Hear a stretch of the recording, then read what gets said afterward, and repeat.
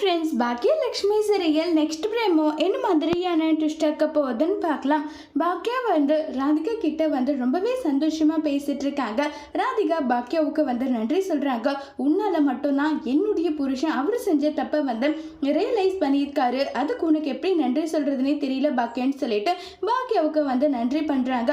உடனே பாக்கியா இதுலெல்லாம் ஒன்றும் கிடையாது, அவர் அவர் செஞ்ச தப்பை ரியலைஸ் பண்ணாங்க.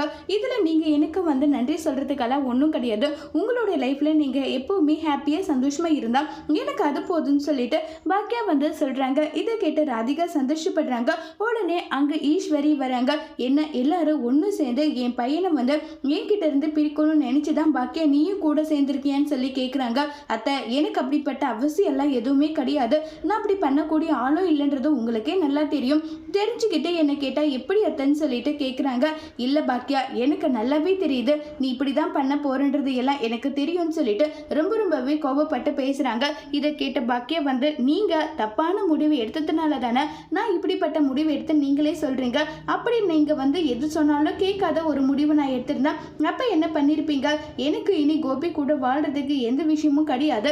அதை தான் நான் உங்ககிட்ட சொன்னேன்னு சொல்லிட்டு பாக்கியா ஈஸ்வரி கிட்ட சொல்றாங்க. அதோட இந்த பிரேமாவை முடிச்சிருக்காங்க. இனி வர போற எபிசோட்ல என்ன மாதிரியான ட்விஸ்ட் ஆக்க போது வெயிட் பண்ணி பார்க்கலாம். தேங்க்யூ.